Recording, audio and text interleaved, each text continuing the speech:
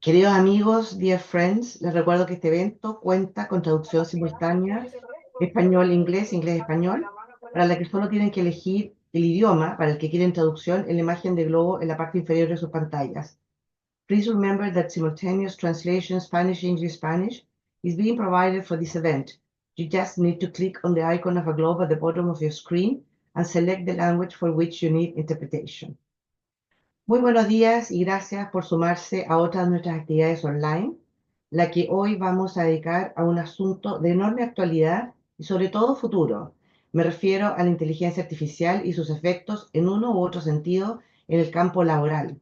Estoy segura de que este es un tema que no deja indiferente absolutamente a nadie, toda vez que se trata nada menos de cómo y en qué forma el desarrollo de la inteligencia artificial va a impactar en lo que hacemos para ganar la vida y en muchos sentidos sentirnos realizados, cómo nos organizamos para hacerlo y sobre todo cómo y en qué tenemos que prepararnos desde el punto de vista de la formación y adquisición de habilidades y herramientas para que se convierta en nuestra mejor aliada y no en una enemiga.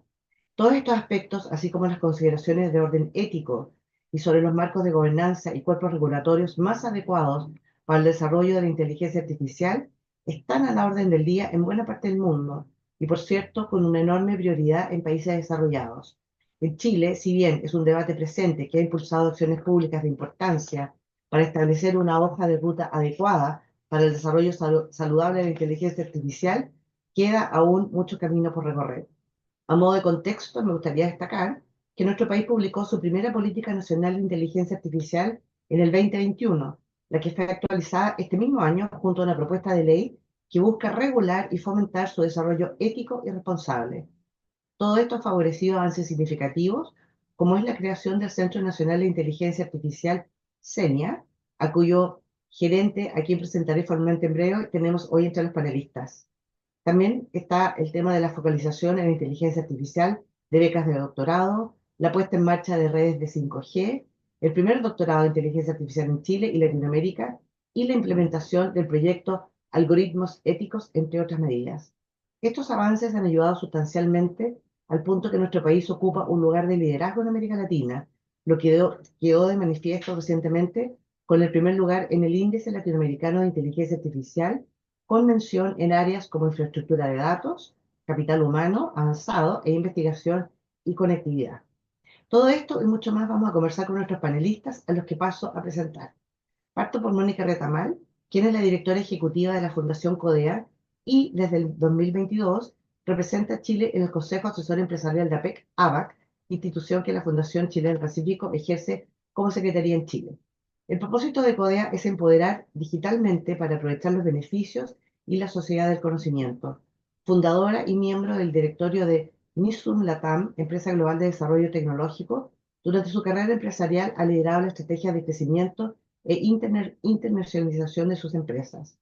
Recibió el Premio Chiletec Mujer en Tecnología en el 2015 y el Premio a la Exportación de Servicios, otorgado por SOFOFA y el Ministerio de Hacienda, en el 2016.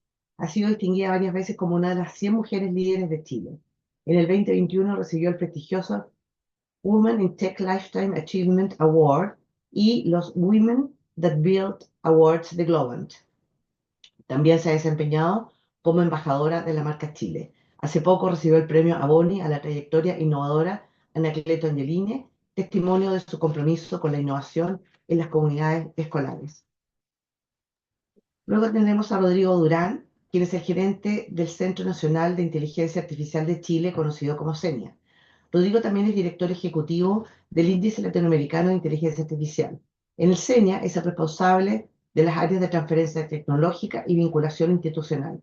Fue presidente de la Mesa de Talento del Senado de la República para el anteproyecto de Ley Marco de Inteligencia Artificial y copresidente del Grupo de Trabajo de Inteligencia Artificial de la Alianza Digital de la Comunidad de Estados Latinoamericanos y Caribeños, CELAC-EU, para América Latina y el Caribe. Y finalmente, tenemos a Jimena Jofré, quien es la directora de Recursos Humanos de Tata Consultancy Services, LATAM, compañía líder mundial a la que lleva ligada más de 23 años y cuenta con más de 20.000 asociados en plantilla y presencia en Argentina, Brasil, Colombia, Chile, Ecuador, Guatemala, México, Perú y Uruguay. Entonces, habiendo presentado a nuestros panelistas, a quienes les volvemos a dar las gracias por haber aceptado nuestra invitación a estar hoy día acá, le voy a ceder la primera la palabra a Mónica Retamal, a quien seguirán después Jimena y Rodrigo. Y desde ya los invito a todos a que hagan sus preguntas o comentarios, ya sea en el chat que está abajo en sus pantallas o en el Q and Answer también, que está en el icono en la parte de abajo de la pantalla. Y les pido disculpas por mi afonía. Estuvimos la semana pasada en APEC, pasamos frío en Lima y esas son las consecuencias del aire helado en todas las salas. Pero bueno, aquí estamos y lo importante es que nuestros panelistas están listos para empezar. Mónica, tiene la palabra. Bueno, buenos días a todos. Muchas gracias, Lore, por la introducción.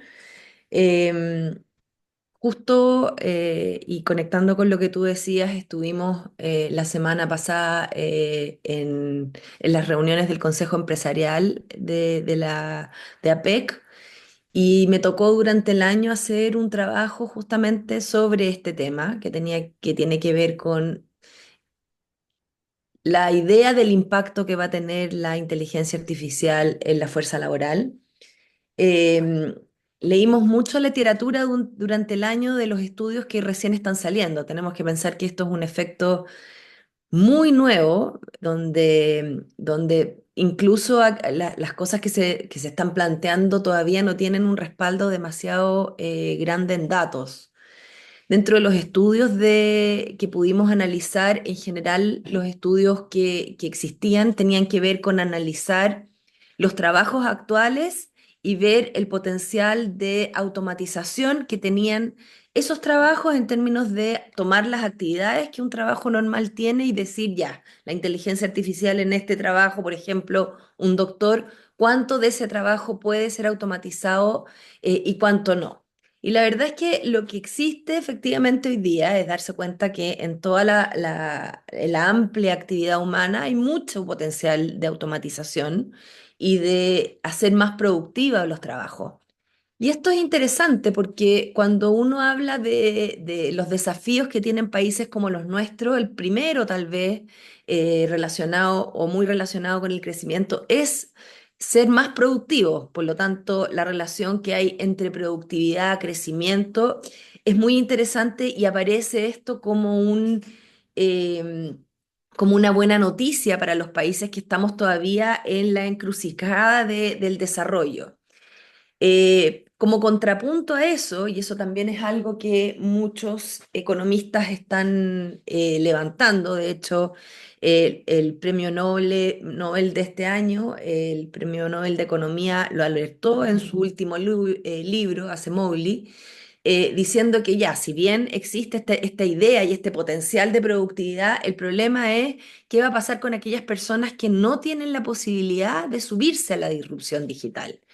Y aparece el concepto de Digital Divide, que lo escuchamos durante las últimas semanas muy fuerte con Loreto, porque se habla de que finalmente, si bien existe el potencial de que las economías emergentes pudieran aplicar todo esto, esta productividad posible, el problema es que cuando tú no tienes una fuerza laboral con los skills mínimos para aprovecharlo, lo que se genera es destrucción de trabajo. Y esto, si uno lo lleva a una imagen más amplia, uno podría decir, bueno, van a haber una división muy fuerte entre las personas que tienen las habilidades y las que no tienen las habilidades, entre los países que cuentan con personas con las habilidades y países que cuentan con personas sin las habilidades. Y por lo tanto se empieza a conformar una amenaza que tiene que ver con estas brechas que son bien complejas de salvar, porque salvo, y ahí aparece también las recomendaciones de los economistas, salvo que los estados realmente tomen el tema del reskilling, el upskilling y la capacitación masiva de su fuerza laboral en estas nuevas tecnologías, podríamos en realidad generar una gran cantidad de personas desplazadas de la fuerza laboral. Mientras, cuando uno toma los mismos datos para economías más desarrolladas, se habla, por ejemplo, que el aumento del crecimiento económico de Estados Unidos podría, solo con la inteligencia artificial generativa, aumentar 0,4 puntos. lo que es muchísimo. O sea, se espera que el mundo desarrollado realmente pueda capitalizar de manera mucho más efectiva esta promesa de crecimiento y productividad. Desde esa mirada, nosotros y yo particularmente en mi trabajo en la Fundación CODEA, estamos hace un tiempo abogando por intervenir básicamente el sistema escolar. Creemos que las habilidades digitales tienen que estar presentes desde la más tierna infancia. Hay que hacer un punto ahí porque se confunde mucho y todos me dicen, cuando yo digo esto, me dicen, pero si los niños se peinan con la tecnología, ¿no?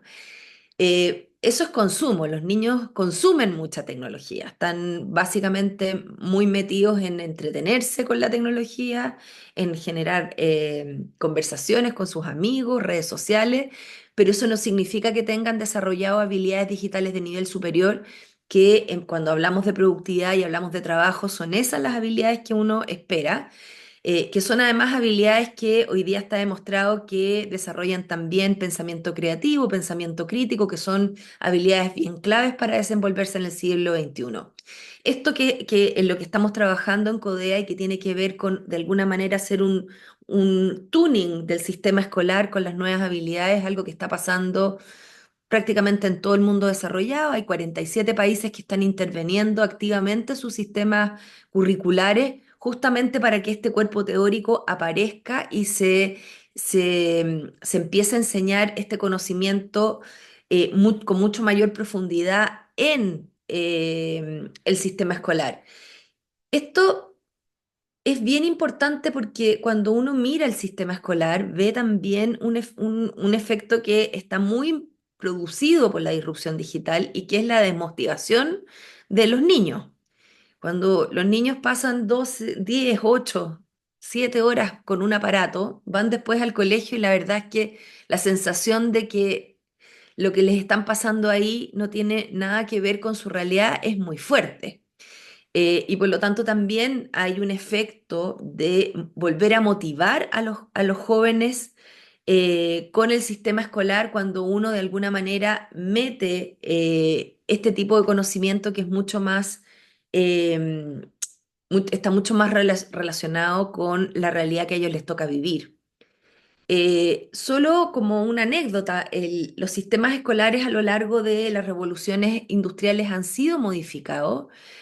Las matemáticas, como hoy día las estudiamos en los colegios, que tienen muchas horas, yo me acuerdo cuando pasé yo por el colegio, el ramo con mayor hora era las matemáticas, eso viene de la segunda revolución industrial. Por lo tanto, pensar que el sistema escolar va a estar muy intervenido producto de todo lo que está pasando en un contexto digital es algo bastante real.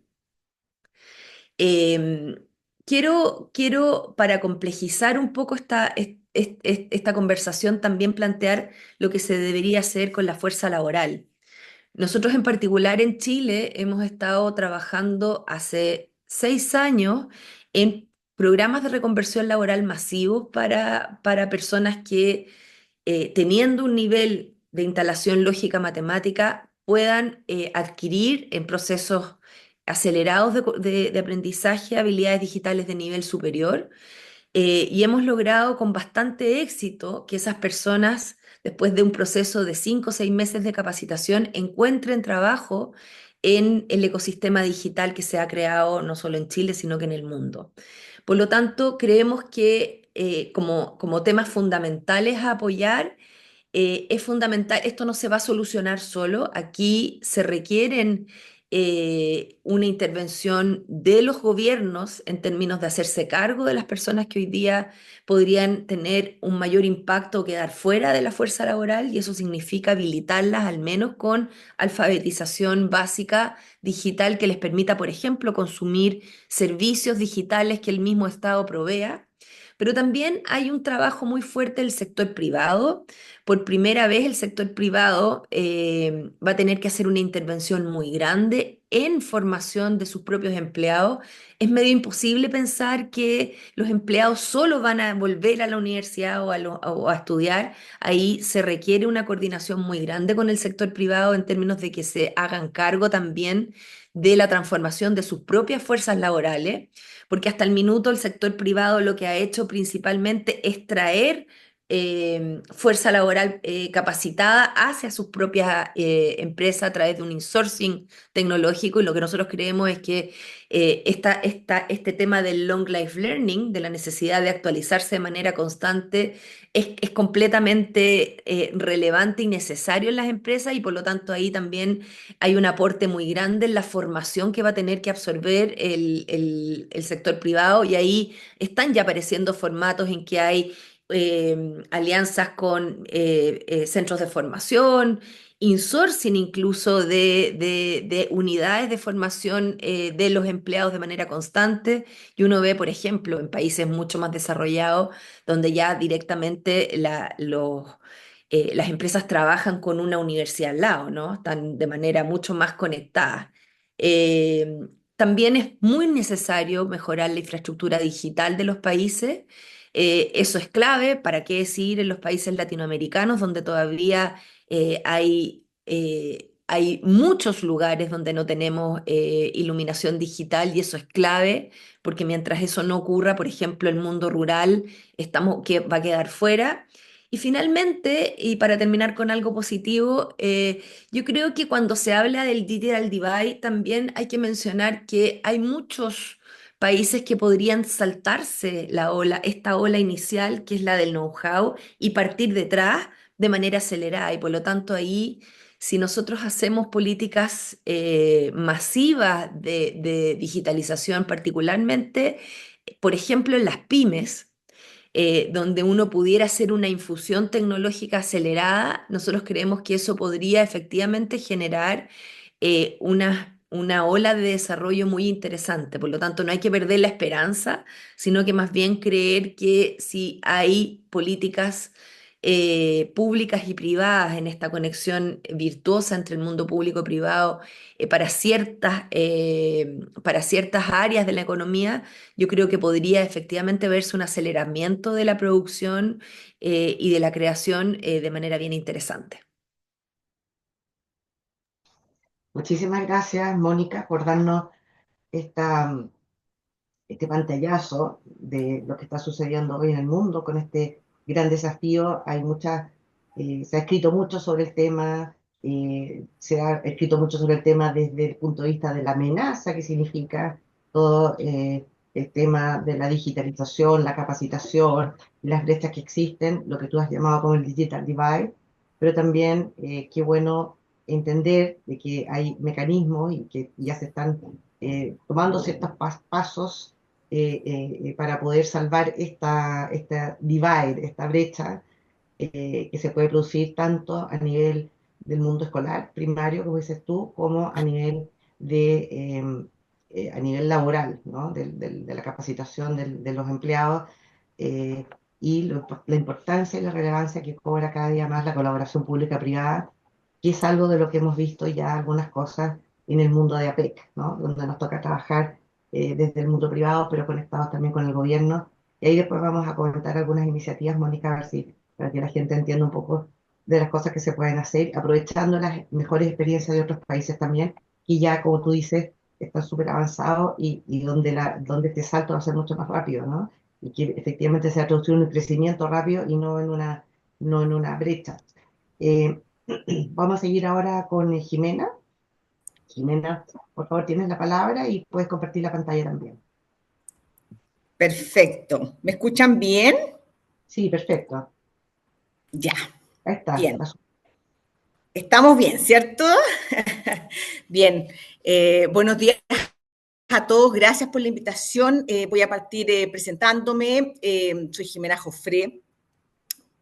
Ya el próximo año cumplo 20 años en TCS. TCS es una compañía india, ya su headquarter está en Mumbai. Y yo he trabajado siempre durante estos 20 años en el ámbito de recursos humanos en distintos roles, pero siempre en el ámbito, digamos, de la visión de los países y los últimos ya 5 años con una perspectiva latinoamericana. Para quienes quizás no conozcan TCS, TCS es una organización de servicios de tecnología, de consultoría, de soluciones empresariales, que se ha asociado con muchas empresas grandes del mundo en sus viajes de transformación digital y durante más de 55 años. TCS forma parte del grupo Tata, que es un conglomerado empresarial multinacional de la India. Y como probablemente muchos de ustedes saben, India es muy potente, tiene muchas competencias en el ámbito profesional tecnológico. El año pasado nuestra compañía, ¿cierto?, tuvo ingresos de más de 29 billones de dólares, con presencia en 55 países, y lo que siempre destaco en realidad es lo grande que es TCS a nivel mundial, con más de 612.000 asociados, que es como nosotros llamamos a nuestros empleados.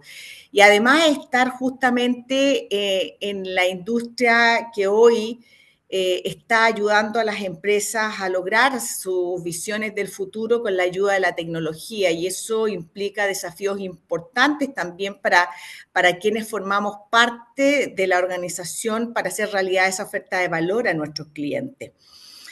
En Latinoamérica, hoy día somos más de 26.000 asociados, estamos presentes en 9 países, 17 ciudades, con más de 400 clientes. Los países más grandes son generalmente México, Brasil, Colombia, también por el tamaño de los países en términos de magnitud de su población. Y bueno, ¿y por qué hoy día estamos hablando, ¿cierto?, de tecnología, ¿cierto?, de cómo esto nos va a impactar en el mundo del trabajo? Es porque la inteligencia artificial hoy día es una tendencia que la denominan GPT, que es como significa que va a tener un impacto general en todas las tecnologías. Ya no solamente va a tener, ¿cierto?, un impacto en algunos aspectos de la sociedad, sino que en muchos aspectos de la sociedad.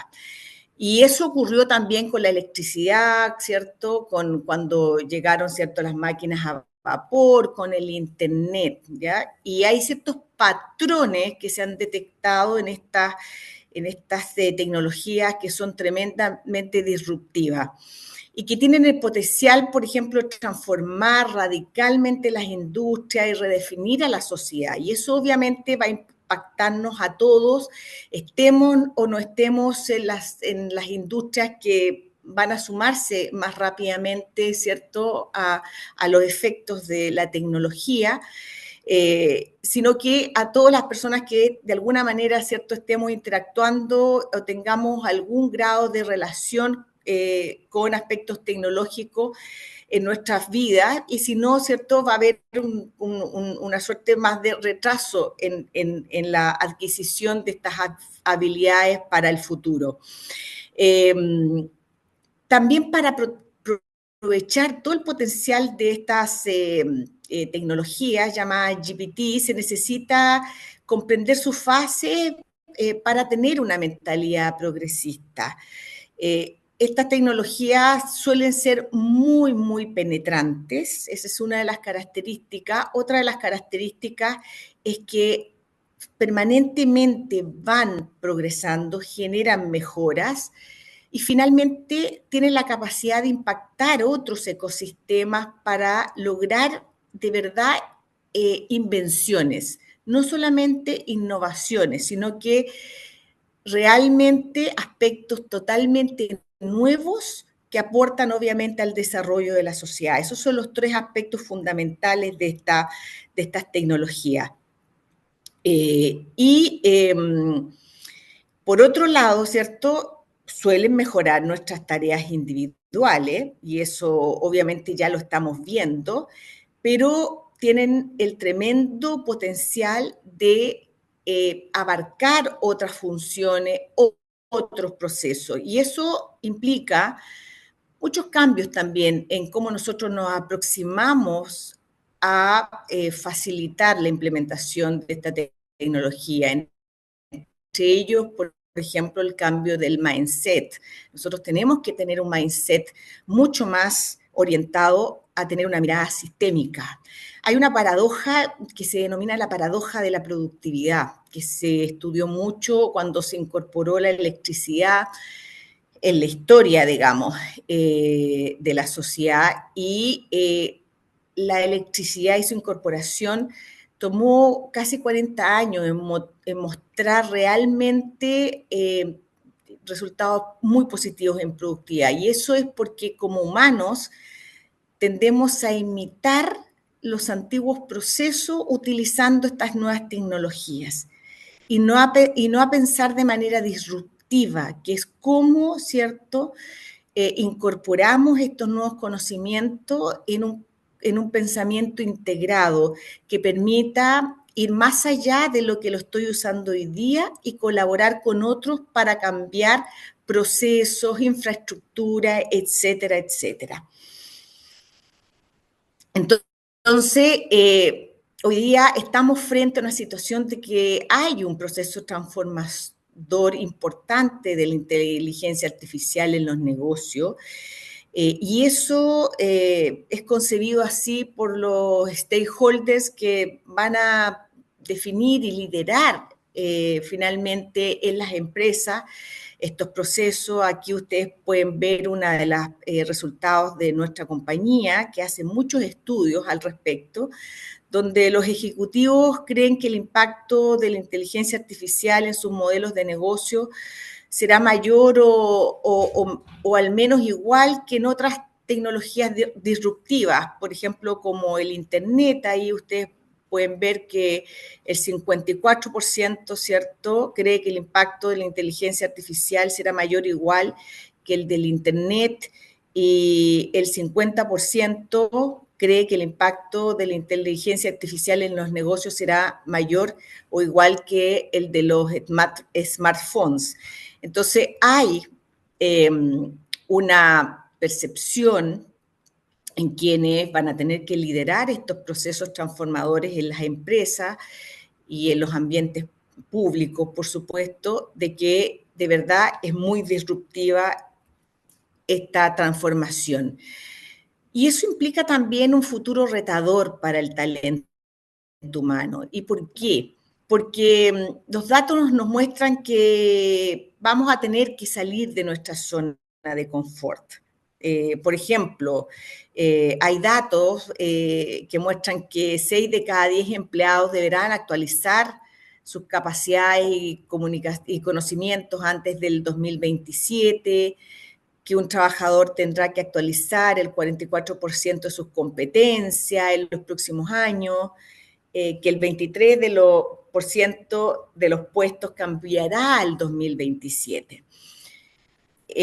No necesariamente esto significa que va a ser en negativo, al revés, ¿ya? Y yo soy más bien del ámbito optimista que negativista en relación a los cambios que va a implicar la inteligencia artificial. No va a ser un proceso fácil, pero sin embargo tiene un potencial positivo muy importante. Sin embargo, esto es un llamado a cada uno de los stakeholders de la sociedad, ¿cierto? Y a nosotros mismos como personas a redefinirnos en relación a este gran cambio que vamos a tener en el futuro y que ya está ocurriendo. TCS trabaja con un grupo importante de futuristas. Y los futuristas son quienes estudian el pasado, estudian aspectos estructurales del pasado, estudian los ciclos del pasado para poder tratar de predecir el futuro o para tratar de darnos algunos lineamientos de cómo el futuro se puede articular y ayudan a las organizaciones, por lo tanto, a tomar decisiones o a estar informados para tomar las mejores decisiones, ¿ya? Entendiendo obviamente que cada revolución es diferente porque obviamente ocurre en diferentes momentos de nuestra historia. Y lo positivo es que en el último resultado de nuestro estudio o encuesta realizada nuestros futuristas en TCS y otros futuristas también muy importantes del ámbito académico y de otras empresas, están muy optimistas en esta última encuesta y son optimistas en relación a los cambios que traerá la inteligencia artificial, y el 90% es muy optimista y un 40% son más optimistas aún. El 72% considera que la inteligencia artificial hace contribuciones significativas y positivas a la salud y bienestar de los empleados.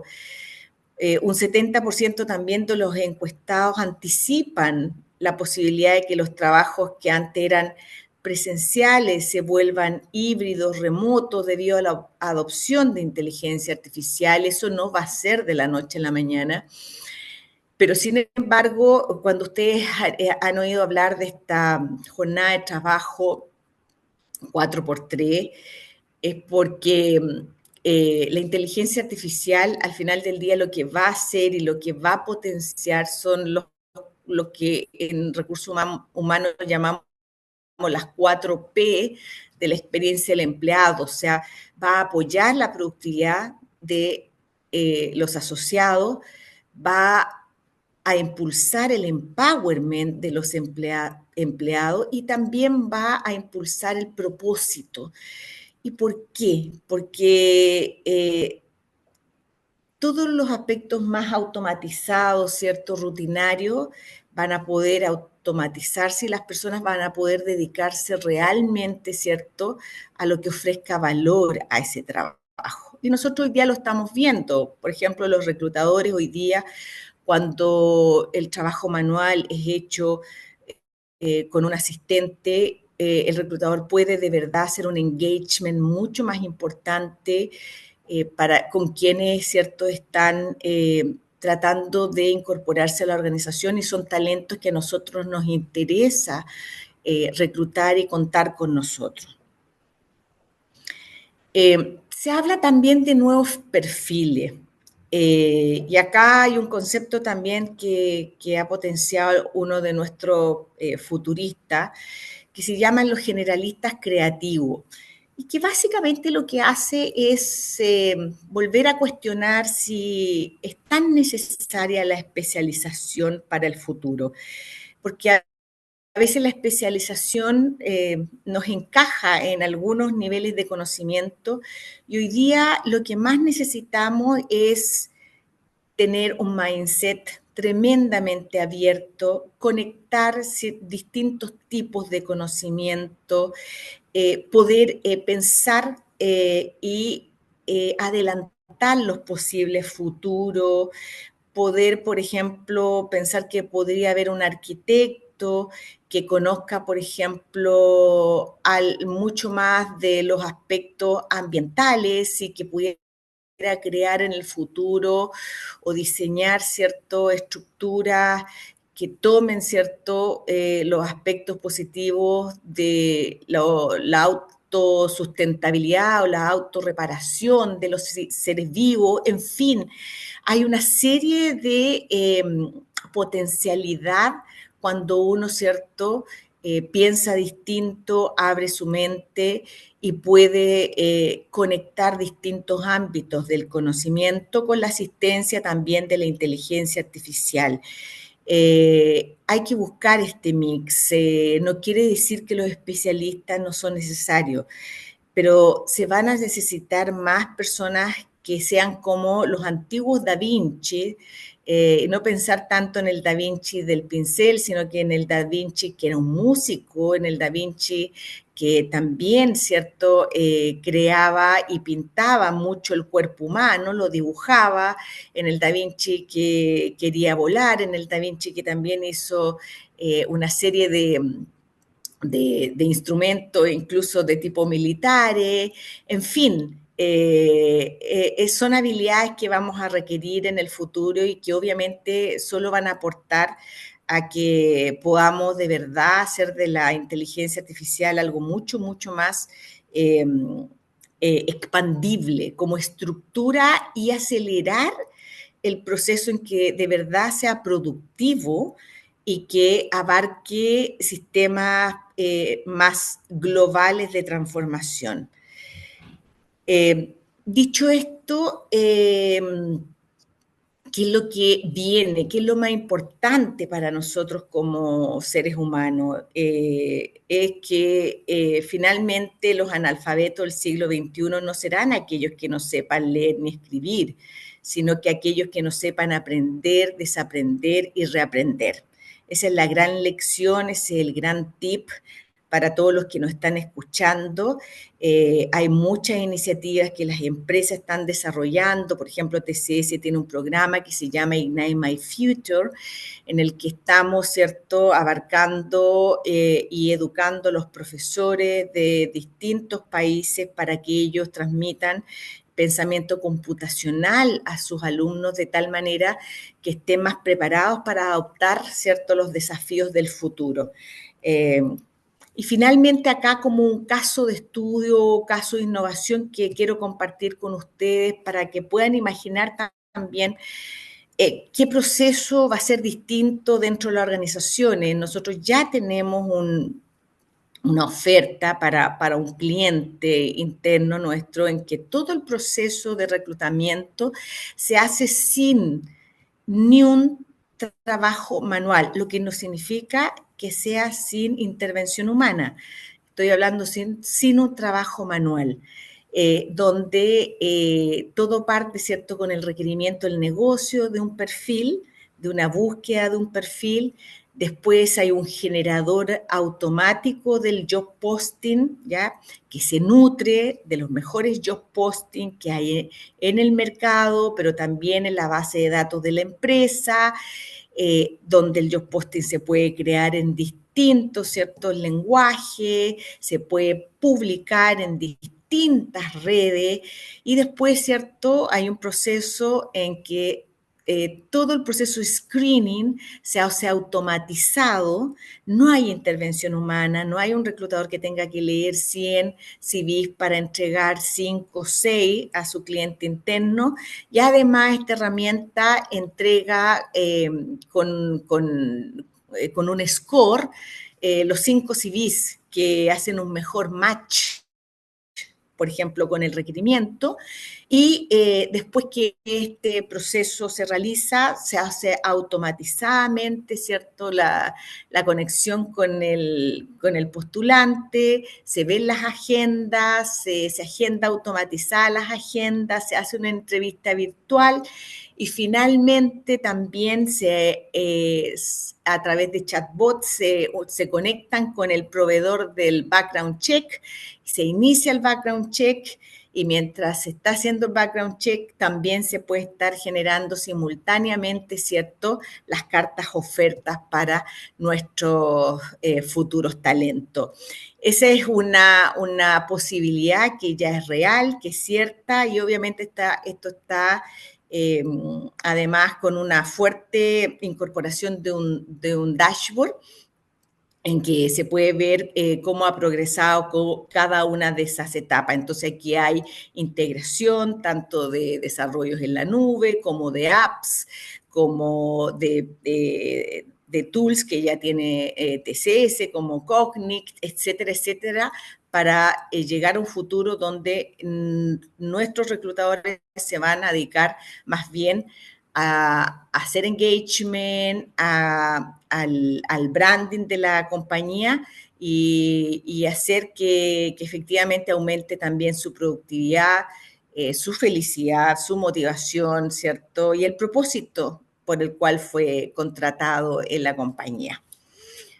Así que nos espera un gran futuro y todos a prepararnos. Gracias. Gracias a ti, Jimena, por compartir la información de lo que han ido recabando ustedes a través de sus encuestas, sus estudios, muy interesantes lo que están haciendo y que efectivamente, tal como lo mencionó Mónica también, hay grandes oportunidades en este proceso y lo importante es ir concientizando y creando esta realidad entre los trabajadores y bueno, la gente joven es más fácil, pero para la gente del mundo laboral, de que efectivamente aquí no se trata ya de saber leer y escribir, sino de tener una disposición a reaprender, a recapacitarse y bueno, y de eso en gran parte depende el éxito de la incorporación de todas estas herramientas digitales dentro de las empresas. Así que muchas gracias y también por compartirnos ese modelo de ejemplo de cómo se ha aplicado en la evaluación de contratación de personal. Muchas gracias. Y vamos a pasar ahora a Rodrigo. Rodrigo, tienes la palabra y si quieres compartir pantalla también. Y después Bacán. espero que sean 10 8 minutos para poder pasar a las preguntas y respuestas antes que se nos acabe nuestro webinar. Muchas Sí, gracias, sí, Rodrigo. sí, yo me voy a mantener el tiempo, no te preocupes. Gracias. Va a ser un poco rápido, ¿cómo están? Pero prefiero eso a que latearlos con una No, presentación. no, no, no, tú dale nomás, por favor, Rodrigo. No No, no, no, te... está bien, está bien. Voy a hablar un poquito rápido, eso sí, para Ok, llegar. ok, Mira, gracias. lo que yo les voy a mostrar ahora es básicamente un trabajo, los resultados preliminares de un trabajo que venimos haciendo con varios organismos financiados por CENIA y la OTIC de la SOFOFA y el CENSE, pero está en proceso de aprobación de ese 5%, todavía como que no lo podemos meter, pero apalancado así. Y básicamente lo que hacemos es entender un poco cuál es el impacto concreto en el mercado laboral, ocupaciones y tareas, usando justamente, y súper bueno, las intervenciones anteriores porque dan un marco conceptual bastante concreto de cuál es la aproximación que nosotros tomamos para esta valorización del impacto de la inteligencia artificial generativa. Em, entonces, primero es un breve contexto de por qué es tan, y creo que voy a responder la pregunta que hacía el señor Salvatierra en el chat respecto a si esto es un hype o no, yo creo que no, y voy a mostrar un poco por qué. Y después un poco de los alcances del estudio.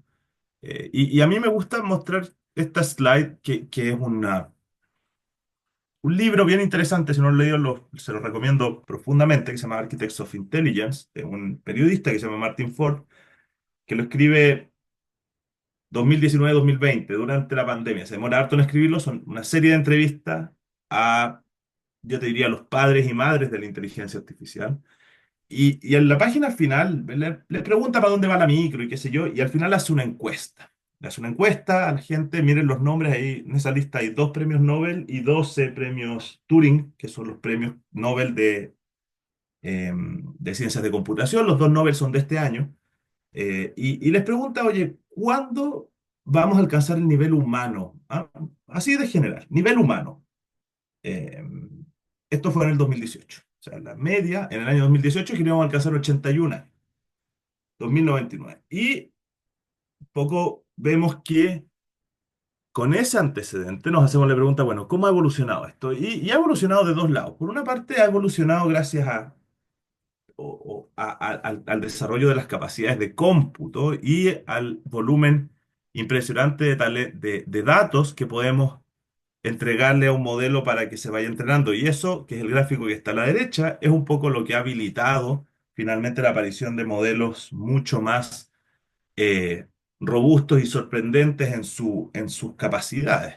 Y fíjense también en el gráfico a la derecha cómo ha cambiado poco a poco la composición de quienes publican y quienes desarrollan estos modelos desde la academia, muy, muy académico, muy gubernamental, que son los puntos más azules, hacia la industria. Hoy día esto está en una combinación de industria-academia, que son, o sea, industria-academia o derechamente industria, que son los puntos celestes y rosados. ¿Por qué? Porque es demasiado caro sostener la capacidad de cómputo y de procesamiento de datos que requiere tener un modelo que sea competitivo hoy día. Y volviendo a la pregunta que le hacía a estos Nobeles y Turings, Martin Ford, nosotros del 2019 a la fecha vemos, por ejemplo, esto. Vemos una mejora en las capacidades de responder en promedio el MMLU, que es un un test de razonamiento que hacen en Estados Unidos, y que recién en 2023 logró alcanzar y superar el baseline humano, que es de un 89,3% de exactitud y supera con un 90,4%. Pero no solamente lo hace ahí, lo hace básicamente en todas aquellas tareas, salvo hasta 2023, en comprensión básica de matemáticas e inferencia visual. Ambos benchmarks fueron superados durante el año 2024. Lo que quiere decir que hoy día las máquinas son capaces de hacer literalmente todas las actividades que nosotros hacemos a nivel cognitivo, mejor o igual que nosotros en promedio. Lo cual, claro, tiene una serie de implicancias interesantes, pero para mí lo más interesante no es como ese performance, sino que es el hecho de que hace 5 años atrás las personas que más sabían de esto dijeron que en promedio esto iba a pasar en 81 años. Entonces, hay un elemento de incertidumbre en cualquier cosa que nosotros nos propongamos hoy día para entender este fenómeno que es muy alta. Un poco de contexto ahora local en este escenario más bien revolucionario e incierto, cómo está Chile y cómo están los países de la Alianza del Pacífico. Este es un gráfico que sacamos del Índice Latinoamericano de Inteligencia Artificial y pueden ver que hay 3 grupos de países quienes lideran, que son pioneros, que tienen un desarrollo razonable en 3 dimensiones de análisis, que son factores habilitantes, innovación, desarrollo y gobernanza. Después están adoptantes, que son aquellos países que tienen avance en alguna de estas 3 dimensiones, y los exploradores, que son países que no tienen ningún avance significativo en alguna de las dimensiones.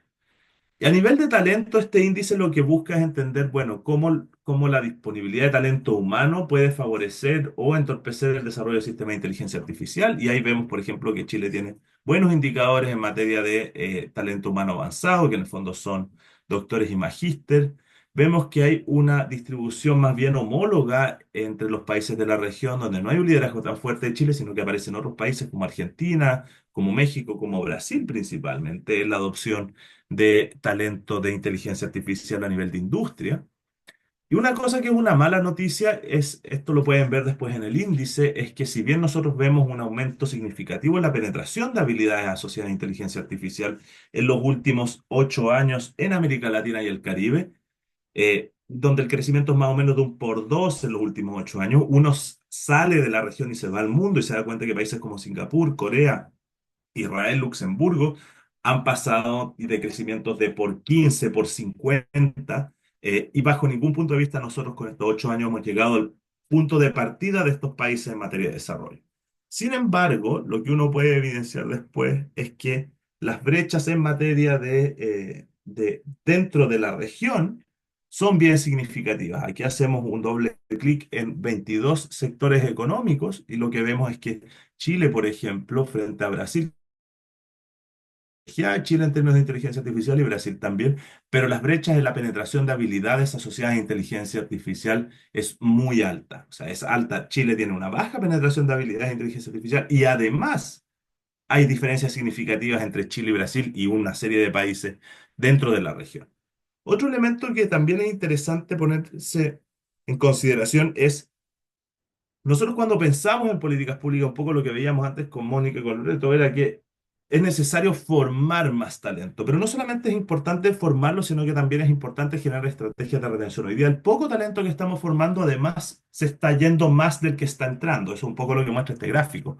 Lo que nosotros estamos viendo acá es que del cero hacia la izquierda, son personas que son países que pierden relativamente más talento del que forman. Y de la cero hacia la derecha son países que atraen netamente más talento. ¿Y eso por qué es? Por lo que veíamos un poco en los gráficos de desarrollo de I más D más I. No hay espacios competitivos o es muy difícil para las economías locales o incluso la academia local competir para retener el talento que es escaso a nivel mundial. Fíjense en el caso de la India, que probablemente ese margen que ustedes ven más pequeño, o de Turquía, que por su volumen abastecen probablemente a la gran mayoría de los mercados internacionales. Y lo último que quería darles como contexto es, bueno, cuando nosotros pensamos en esta brecha de talento respecto a que nos falta, también no es solo que nos falten personas, sino que además nos falta actualizarnos en lo que estamos formando si queremos acercarnos a esta revolución tecnológica, particularmente los modelos generativos de lenguaje.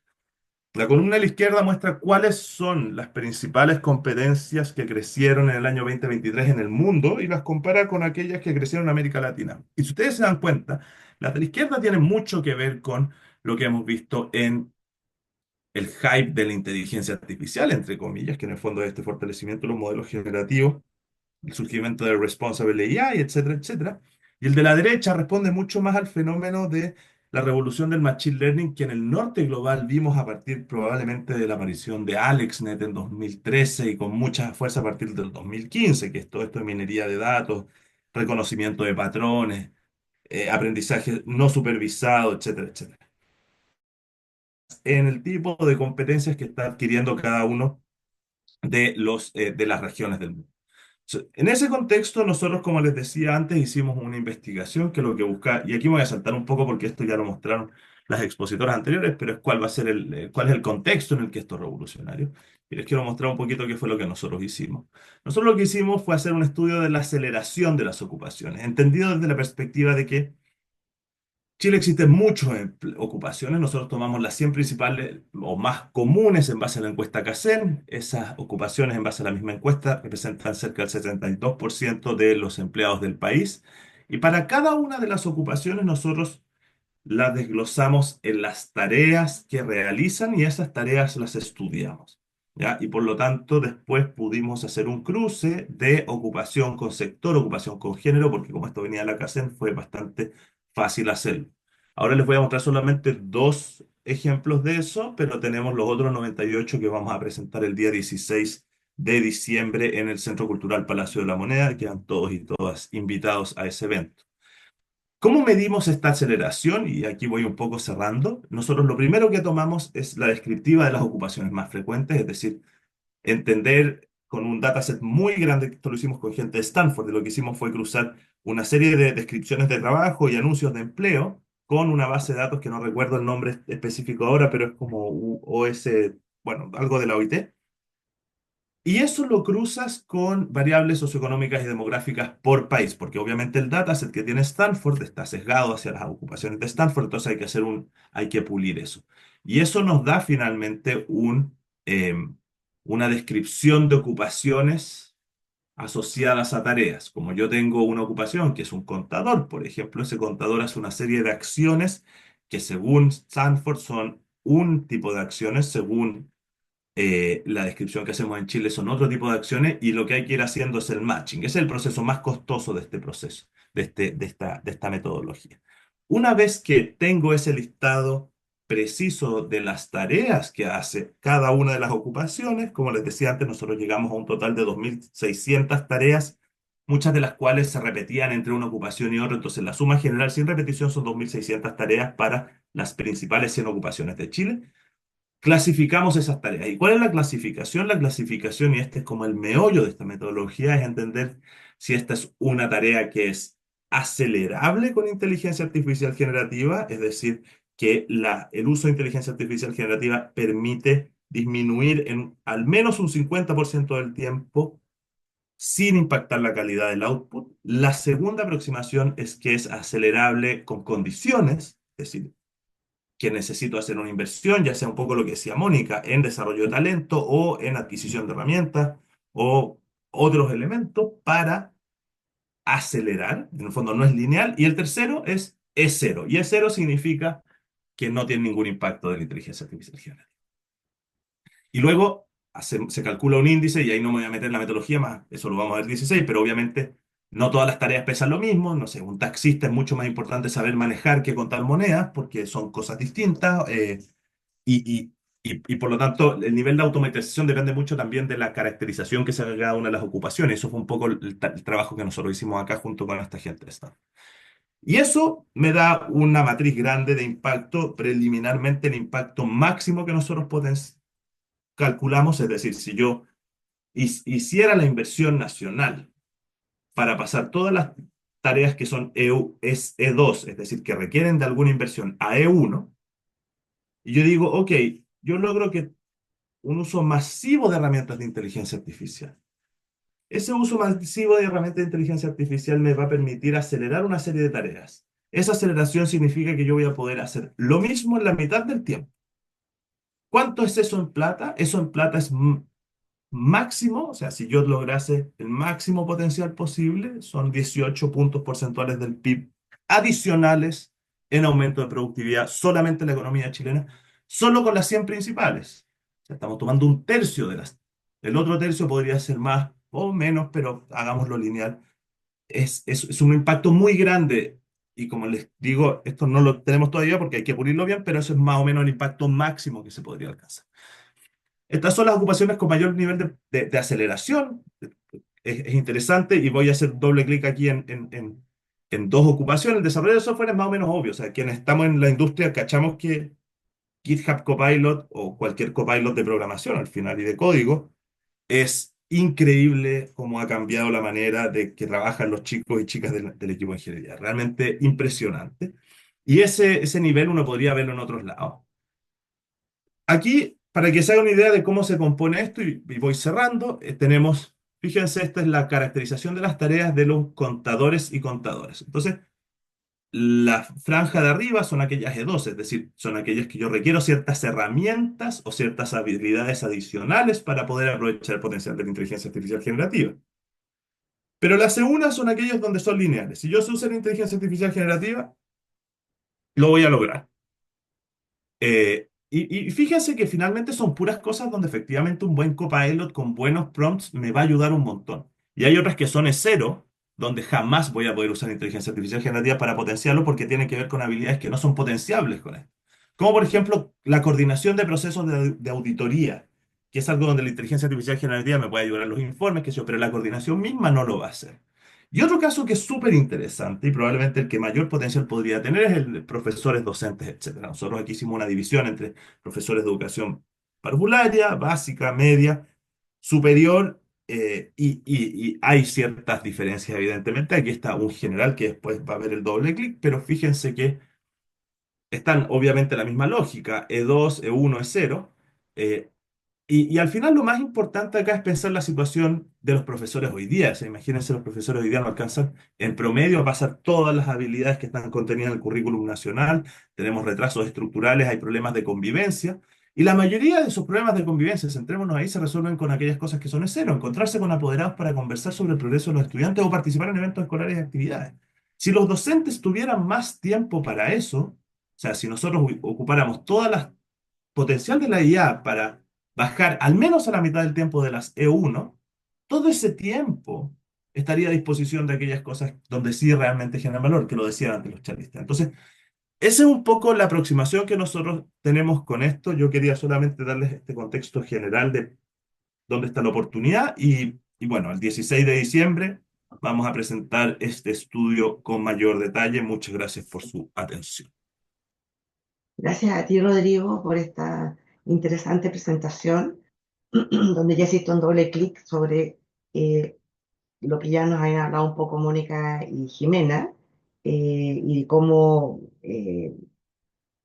se aplica y cuál es el impacto, y en algunos casos explosivo, en la escala de los modelos de inteligencia artificial, eh, cómo se mide esta aceleración, inteligencia artificial generativa, muy interesante, algunos resultados que mostraste ahí, y sobre eso vamos a partir el tiro contigo, Rodrigo, porque mostraste que hay en los profesionales de la administración pública que no le hiciste doble clic, pero que definitivamente es otro de los sectores muy importantes. Hemos hablado del sistema escolar, hemos hablado del sector privado, pero sin embargo a nivel gubernamental, y ahí también con Mónica pues vamos a preguntar que nos cuente un poco de un programa que existe en Singapur que tiene que ver con trabajar con el mundo público también.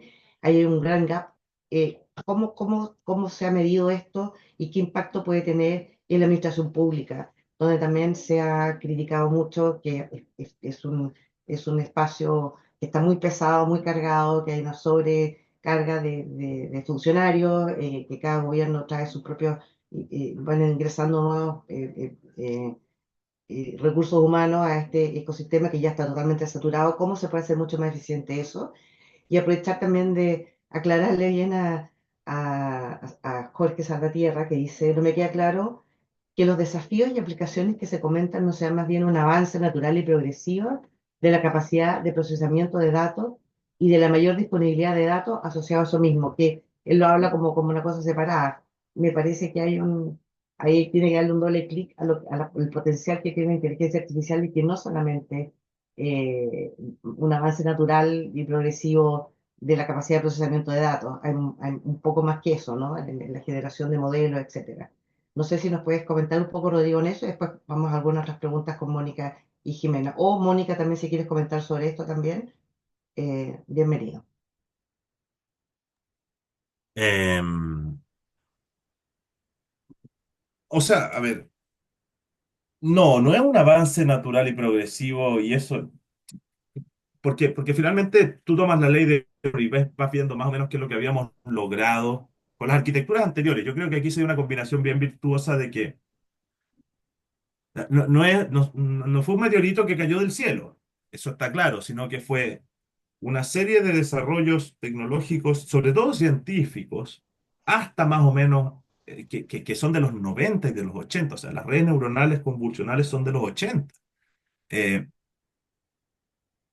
que se ponen en práctica en el escenario de mayor disponibilidad de datos y capacidad de cómputo, sin lugar a dudas. Sin eso no habrían tenido el impacto que tienen, pero no ha sido natural y progresivo. O sea, el salto del performance de los modelos cambia totalmente su tendencia. Es un poco lo que yo quería mostrar con los primeros datos. O sea, tú pasaste de que hace 5 años atrás las personas que más sabían de esto te decían que esto iba a pasar en 88 años y pasó en 5, ¿cachai? Eso no es un aumento natural, progresivo. Y lo otro, como cuánto de marketing hype puede haber en esto, yo creo que hay bastante, pero no es lo más importante. O sea, hay caleta de plata real puesta en una apuesta financiera relevante en esta materia. eh, y no, hay quienes dicen, mira, esto parece las burbujas de las .com y yo creo que particularmente los copilots sí, hay algo de burbuja. Creo que y es una burbuja que va a reventar. No a nivel de la aplicación de los modelos de lenguaje como gestor de conocimiento. Em, pero eso es una apuesta mía. Si tú me preguntas a mí, no, yo no creo que esto es hype. De hecho, los números te dicen que no. Los números te muestran que del 2022 al 2024, todos los quarters ha subido la inversión en inteligencia artificial significativamente, ¿cachai? Tienes también un cambio de tendencia. Puede que sea una burbuja, sí, pero si yo supiera cuándo ganar burbujas financieras, probablemente no me dedicaría a esto, me dedicaría a hacer inversión financiera. Y respecto a la otra pregunta de los funcionarios públicos, brevemente, el gran desafío con la característica público es que te cabe un montón de gente dentro de esa bolsa. O sea, tú tienes desde un funcionario público, un public servant, según una encuesta, puede ser un docente en una escuela rural, un TENS en un CEFAM, un asesor financiero de la DAF, de la Subsecretaría de la Cultura, y alguien de la Fuerza Armada, en Chile. ¿Cachai? Todo eso es el sector público. Entonces, es complejo estimar. Nosotros lo que hicimos fue tomar una caracterización de un funcionario público burócrata. Un burócrata del sector público. Salen todo lo que son profesores, salen todo lo que son funcionarios de la salud, sale todo lo que es Fuerza Armada y del Orden. Eh, y yo te diría que ahí el desafío más relevante es lo mismo que pensábamos con la lógica de los profesores. Si nosotros integramos inteligencia artificial a los procesos que no son solamente modelos generativos, ahí no hicimos el doble clic, pero ahí es, considerando el caso chileno, es una fracción muy importante la que requiere el desarrollo de ciertas herramientas para poder aprovechar la inteligencia artificial, generativa o normal o tradicional, para el sector público. Pero si tú logras eso, eso te deja mucho más tiempo para la atención de los ciudadanos y para la resolución de problemas que requieren coordinación interministerial. Esos son como los dos universos donde las máquinas no se pueden meter, o coordinación intersectorial o qué sé yo. Porque claro, planillar la base de remuneraciones o estimar los PMG y los CDC el próximo año es algo que se puede hacer con inteligencia artificial, pero la definición de esos elementos es algo que tú no puedes hacer con inteligencia artificial. Por lo tanto, yo veo ahí un potencial súper grande de mejorar la gestión pública, de darle mayor valor a la carrera funcionaria de los funcionarios del Estado, sin que eso signifique una eficiencia, una pérdida o una destrucción de empleos. Muchas Suena gracias, a mí. Rodrigo. Mónica, ¿tú qué opinas sobre este tema que sé que tienes mucha opinión, no me cabe ni una duda? A ver, yo creo que sin duda no solo la inteligencia artificial, sino que en general las tecnologías podrían ayudar muchísimo a ser mucho más eficiente el Estado. Esta es una discusión que en Chile llevamos hartos años sosteniendo todos los que estamos en la industria tecnológica y a veces uno se angustia de que avanzamos y después retrocedemos. Hay ejemplos bien dramáticos como lo que puede haber sido el hospital digital, digamos. Imagínense el impacto que podría tener para las regiones una unidad médica digital potente y resulta que se avanza y se ponen lucas y después el gobierno que sigue parte por otro lado. Entonces, yo creo que en general la tecnología puede ser un tremendo acelerador de un cambio en términos de la calidad que perciben las personas y los ciudadanos en cuanto a lo que da el poder del Estado, digamos. Ahora, hay que tener súper claro que esto suena súper sexy y interesante, pero finalmente requiere por detrás harta infraestructura. La inteligencia artificial hoy día, todo esto que estamos hablando finalmente tiene eficiencias, pero también tiene unos costos bien importantes. Y le estamos, todo este boom de software que promete generar mucha productividad, hay que pagárselo a alguien. Y hoy día ese alguien son algunas empresas tecnológicas. En particular, a mí personalmente me preocupa mucho las decisiones que tomemos, sobre todo, por ejemplo, en el Estado de Chile, de a quién le pagamos esa licencia, digamos, porque la concentración que se puede generar en dos, tres, cuatro players como mucho es grande y entonces el Estado de Chile termina pagándole licencias a cuatro o cinco empresas multinacionales y eso también tiene, tiene ciertas contradicciones o por lo menos a mí me parece que hay que pensarlo bien. Yo creo que Senia es un súper buen ejemplo de una inversión que se está haciendo en términos de know-how en Chile, de realmente generar un polo de desarrollo científico con investigadores chilenos, donde nosotros lo que tenemos que hacer es desarrollar músculo y yo creo que tenemos que pensar y orquestar esto.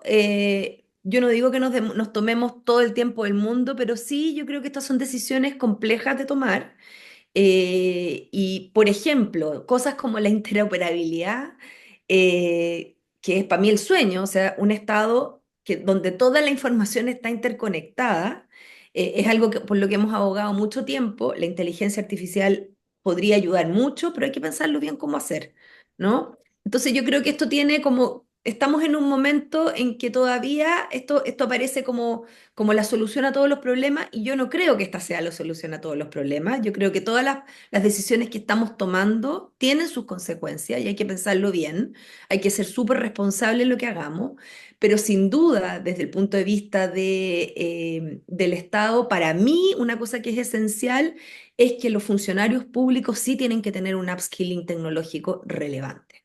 O sea, necesitamos un Estado con un mayor conocimiento, porque cuando uno lo ve, incluso desde el punto de vista legislativo, si uno tiene personas que no tienen idea cómo funciona el mundo digital, negociando con empresas gigantes multinacionales o generando legislación, es muy complejo, porque cualquier legislación que nosotros generemos hoy día podemos pegarnos un frenazo en términos de desarrollo o un aceleramiento equivocado también. Entonces, creo que falta mucho conocimiento y muchas de estas conversaciones y conversaciones más profundas, y no es llegar y pensar que esta es la panacea y con esto vamos a resolver el problema del Estado, porque yo creo que el Estado es muy complejo, digamos.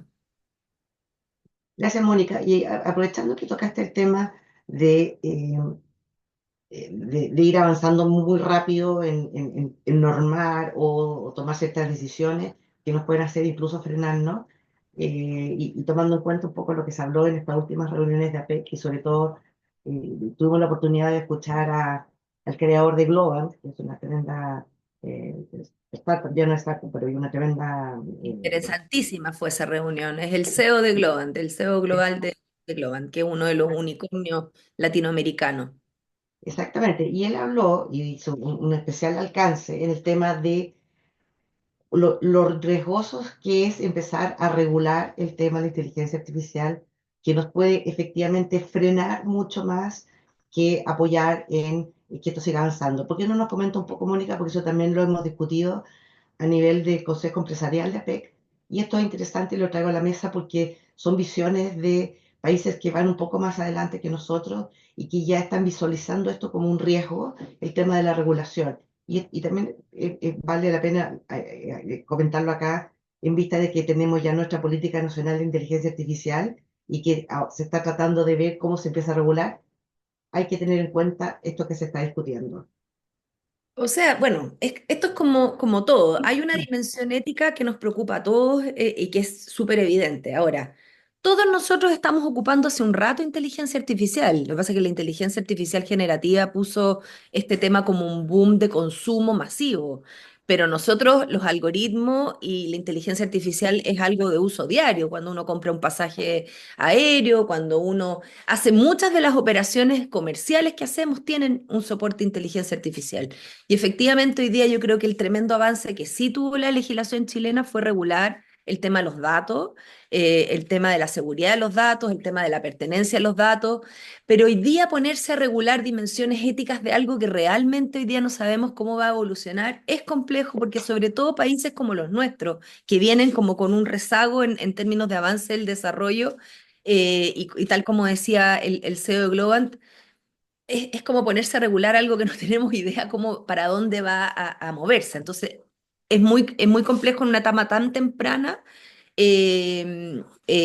poner cortapisa y lo que sí creo que es relevante es que, y es la discusión que se está dando en foros como APEC, es que se habla más bien de una gobernanza más global, de hacer un acuerdo a nivel de gobernanza un poquito más global. El problema de eso es que hoy día las instituciones globales, como podría ser, no sé, por la ONU o qué sé yo, están un poquito de capa caída, pero pareciera que en este tema, que es global per se, porque en realidad si a mí me pongan en una legislación, un ejemplo súper banal, pero Uber es ilegal en Chile y lo usamos todo. Y Uber en realidad sus impuestos lo está pagando en otro país. Entonces, ponerse a regular en un país tan pequeño como el nuestro hoy yo no sé si es lo más lógico. Hay una política nacional de inteligencia artificial que generó el Ministerio de Ciencia y que yo creo que a nivel de macropilares está bien, pero de ahí hacer una bajada en la legislación yo creo que falta un poco. Y lo que sí creo mucho es en esta idea de hacer una gobernanza con pilares más globales, porque yo creo que esto va a tender a ser una ola mucho más globalizada incluso que todas las anteriores que vimos. Entonces, y yo creo que sí ahí lo que hay que hacer es cortapisa a ciertos desbalances muy grandes de poderes que ya estamos viendo. Ahí Rodrigo tal vez tiene otra opinión distinta porque él está mucho más metido en políticas públicas que yo. No, sabéis que yo estoy de acuerdo. Creo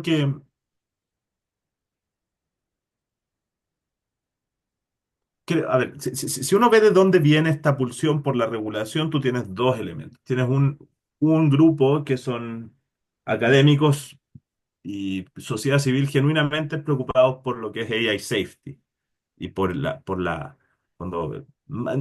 la parte de riesgo, sino como la parte del control sobre la tecnología. Y yo creo que ese grupo de personas eh, tiene una posición que es útil para el segundo grupo que está proponiendo esto, que son las Big Tech, porque finalmente los únicos que entienden hoy día cómo funciona la tecnología de verdad son las grandes tecnológicas, son 5 compañías, deben ser que son capaces de discutir políticas públicas 12 personas. Y de hecho, hay un podcast súper interesante para evidenciar esto, donde le preguntan al jefe, al CTO de OpenAI. Ya, "Ah, ¿tú crees que esto hay que regularlo? Mira, no, yo creo que no hay que regularlo. Yo creo que tenemos que, y literal, pueden buscar el quote después, pero tenemos que seguir las conversaciones que estamos teniendo con Meta, con Amazon, con GCP y con Microsoft para establecer un marco global. Decía, pero esas conversaciones las llevan ustedes, sí, nos juntamos nosotros, hay un grupo de, no sé, los 12 personas de las grandes tecnológicas que están diciendo, mira, hasta acá nomás podemos llegar, porque son quienes entienden. Yo creo que eso es es un riesgo a la medida en que no sea transparente. No me parece que esté mal que las empresas tecnológicas se pongan de acuerdo en cuáles van a ser los límites a los cuales van a llegar, siempre y cuando eso no signifique actos colusivos.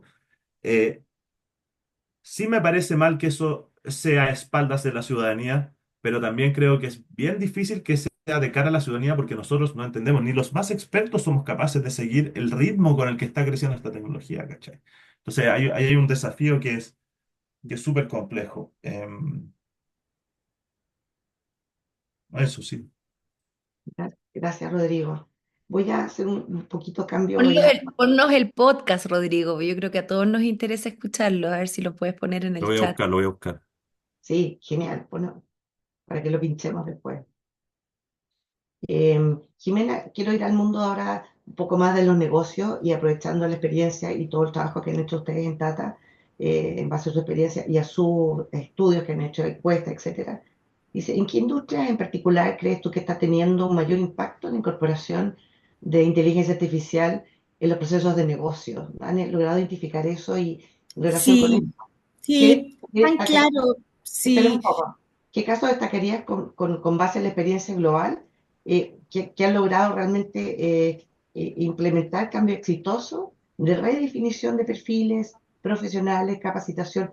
¿Quién nos puede compartir que podría ser interesante estudiarlo para otras empresas Mm. o algunas pymes que quieran empezar en este camino? Pues vamos a hablar con Mónica para ver qué piensa ella sobre cómo incorporar a las pymes en este proceso, pero en el mundo de los grandes negocios, ¿qué es lo que han visto ustedes, Jimena?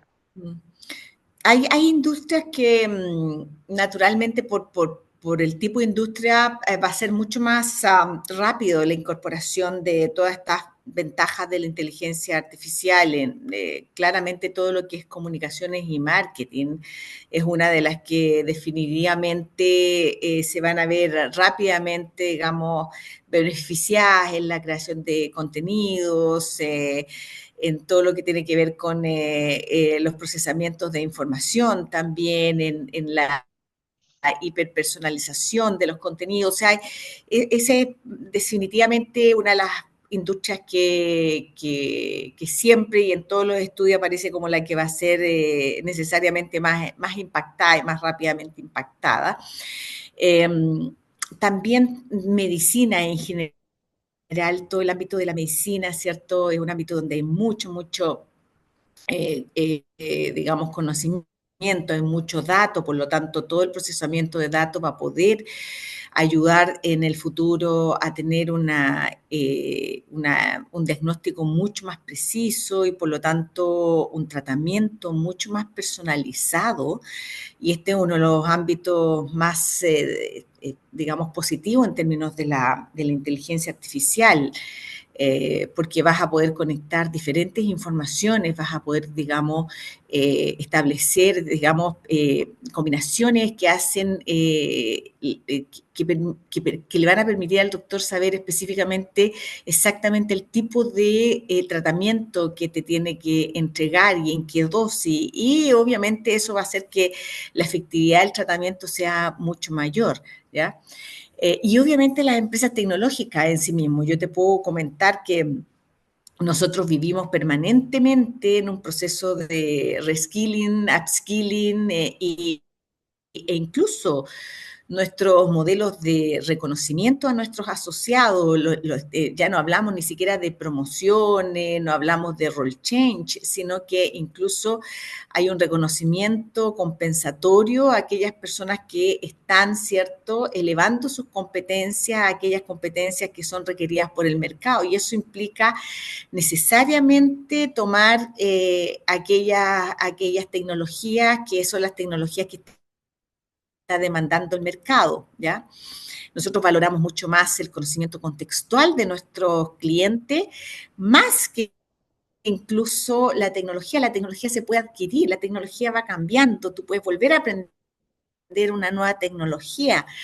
el conocimiento contextual de las industrias, cómo opera la industria de la banca, la industria digamos, de health and insurance, la industria bancaria. Todo ese conocimiento es más complejo y es más difícil de aprender y son años de entendimiento de nuestros clientes que volver a aprender una tecnología y una skill distinta. Entonces también nosotros hemos redefinido nuestra manera de reconocer y hacer que cada uno eleve sus competencias dentro de la organización. Pero esas son yo diría, las que van a ser más rápidas. Nosotros trabajamos mucho con lo que se llama el Digital Twins. Los Digital Twins son copias digitalizadas, por ejemplo, hoy día en el ámbito también del deporte. Nosotros tenemos un Digital Twins de una maratonista muy destacada y nosotros tenemos una réplica digital de su corazón donde en esta réplica digital de su corazón se ve todo el impacto que puede tener ciertos aspectos de entrenamiento, aspectos de alimentación, aspectos, ¿cierto? Digamos, de descanso, etcétera, etcétera, y por lo tanto se va a poder en el futuro también dar información online a quienes quieran manejar, digamos, mejorar su rendimiento a través de entender cómo está funcionando su cuerpo, ¿ya? Qué le hace bien a uno, qué le hace bien a otro, cuánto entrenar, cuánto descansar, cuánto oxígeno, dónde, qué tipo de zapatillas, de vestuario, etcétera, etcétera. Y eso mismo hoy día se está aplicando también para la medicina. Entonces, son los mayores ámbitos de impacto y los más rápidos que lo van a adquirir, lo que no significa que los otros se quedan fuera, ya para nada. Muchísimas gracias, Jimena. Volviendo a ti, Moni, un poquito a nivel de las grandes empresas, las grandes industrias, pero ¿qué pasa con las pymes? ¿Tú crees que en Chile están las políticas adecuadas para poder acelerar la incorporación de habilidades de inteligencia artificial en las pymes? O si no, ¿qué estimas que el sector público se podría impulsar ya en el corto plazo? Tú que trabajas además Yo con pymes. estudiaba harto el segmento pyme y ya había un esfuerzo, yo diría que bien consistente del Ministerio de Economía en los últimos años por tratar de apalancar a ese segmento. También en otras economías APEC. Hubo hace poco un estudio que aparecía un poco de las iniciativas que se estaban utilizando. Es complejo porque en general las pymes, como las entendemos al menos en Chile, estamos hablando de empresas muy pequeñas, muy dependientes del dueño y donde el dueño está además en modo sobrevivencia. Entonces, pensar que ese dueño va a parar su negocio para ir a capacitarse, esa es la mayor complejidad que tiene estas iniciativas de upskilling masivos en ese segmento. Ahora, eh, yo creo que la potencia de esta disrupción de la inteligencia artificial es un poco diferente a las olas anteriores, porque así como la pandemia cambió completamente el juego y los que todos, siempre hay un chiste que hablamos entre los que trabajamos en tecnología que hablan que el mejor líder de la transformación digital fue la pandemia porque hasta que no estás en que te cambian el escenario y eso significa que tu negocio se acaba, uno en general no logra prever. Son las empresas grandes las que pueden hacer un tránsito un poquito más lento y planificado. En general la pyme se encuentra con el incendio y va y lo aborda, ¿no? Tengo la impresión de que hay algunas claves de las cosas que yo he estado estudiando, porque es un segmento, como te digo, que he estado estudiando hace mucho rato en cómo hacerlo, que tienen que ver con la colaboración, que tienen que ver con trabajar esto con un apoyo más consistente en los distintos segmentos. Entonces, hay, por ejemplo, una iniciativa alemana que estamos pidiendo nosotros transferencia en CODEA que va en esa línea y que es de alguna manera ir compartiendo los casos. Chile es un país que particularmente le cuesta mucho la colaboración, el pescar con otros, digamos. Entonces ahí también hay que romper barreras culturales, porque mi opinión es que nosotros deberíamos de tender a tener empresas más grandes, o sea, juntar varios chicos y hacer empresas más grandes que tener esta tremenda fragmentación que tenemos, porque tenemos un número de pymes totalmente grande, pero que al final son empresas demasiado pequeñas. Y en una empresa demasiado pequeña, la verdad es que es complejo pensar en hacer, por un lado, una infusión tecnológica, donde yo adquiero tecnologías de otras partes para poder generar una nueva oferta de valor, y eso es caro en general para la pyme. Y por otro lado, hacer este upskilling. No sé si contesté la pregunta, más bien manifesté la preocupación, pero dicho esto, yo sí creo que si nosotros pudiésemos coordinadamente generar procesos más genéricos de infusión tecnológica para redefinir la oferta de valor de las pymes chilenas con el talento que tenemos, realmente podríamos cambiarle un poco la vida a este país. Creo que además el ecosistema de innovación en Chile ha ido madurando, cosa que no veíamos hace 10 años atrás. Hoy día ya tenemos startup de base científico-tecnológico que incluso uno diría, bueno, le podría hasta plata, porque uno ve que hay ofertas de valor nuevas, que eso no ocurría. Entonces sí creo que hay una posibilidad que hay que pilotear y hay que ver cómo hacerla de manera inteligente. Creo que es parte de la ecuación que las políticas públicas tienen que pensar. Em, quería complementar algo que dijo la Jimena, que tal vez es interesante decir. Donde nosotros estamos viendo en el mundo, en los casos de éxito, que la inteligencia artificial puede pegar más fuerte, es en el mundo de servicios. Eh, en el mundo más productivo, todavía los casos de éxito no son tan claros, van a venir, digamos, pero hoy día donde vemos como el mayor impacto es en el mundo de los servicios. Chile en particular ha tratado de generar una industria de servicios más potente, de exportación de servicios. Hemos también estado trabajando incluso de la mano de organismos internacionales como el BID, pero yo creo que es ahí donde nosotros efectivamente tenemos que ahincar el diente, que es en la industria servicio. Es ahí donde efectivamente podríamos generar una oferta de valor distinta para el planeta y para el mundo, y por lo tanto es ahí donde yo creo que la energía de esta nueva irrupción podría tener éxito. Muchísimas gracias, Mónica. Efectivamente, es otro de los temas que abordamos en nuestras reuniones y del potencial enorme que tiene la industria de los servicios y sobre todo en Chile. Y la última cosa, antes de terminar, porque ya no estamos terminando, se está acabando nuestro tiempo, el tema de la retención de talento, que tú lo mencionaste, Rodrigo, porque efectivamente vamos a invertir, estamos viendo cómo capacitar y subirlos todos a esta nueva tendencia en fin. ¿Cómo lo retenemos este talento? ¿Qué políticas hay? ¿Qué experiencias tenemos con otros países para avanzar en esa línea? De no se nos escape el talento o lo que podamos aprender en determinadas industrias y lo vayamos perdiendo.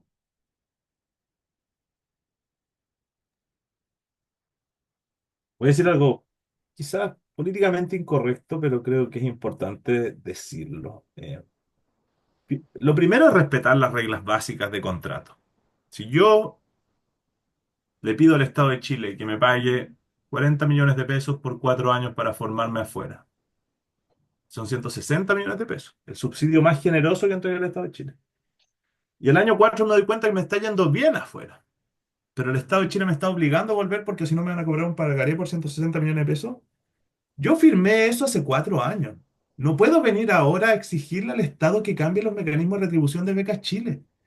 O sea, para empezar, el cumplimiento de contratos es un mínimo minimorum en cualquier sociedad democrática, y creo que no quería dejar de decirlo a la hora de pensar en talento, ¿cachai?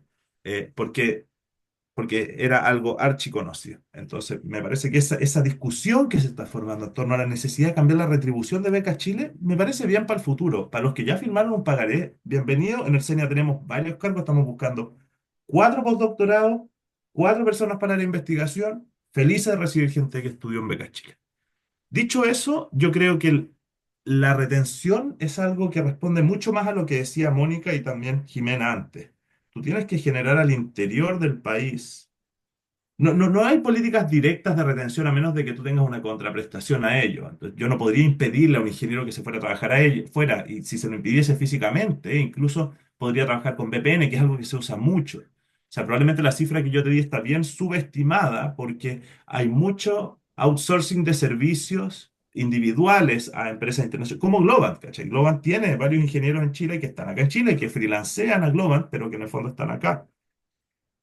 Y en ese sentido, probablemente desde mi punto de vista lo más relevante sea cómo uno fortalece un ecosistema de empresas de base científica tecnológica por una parte y por otro lado cómo uno aumenta la inserción o la adopción de la tecnología en la industria y en el Estado.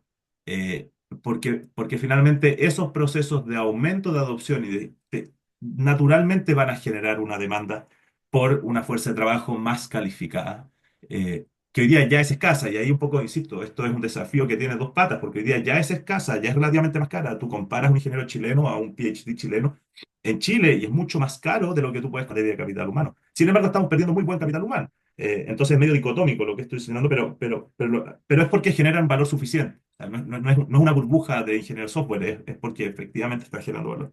Entonces, en concreto, yo creo que políticas más que de retención, la retención es una alerta en torno a la necesidad de mayor adopción. Si nosotros damos más oportunidades localmente, probablemente se vuelve a indicar que vamos a perder menos gente y en ese sentido, las políticas de formación de talento que estamos emprendiendo hoy en el largo plazo van a ser un subsidio para el desarrollo de talento de startups de Luxemburgo.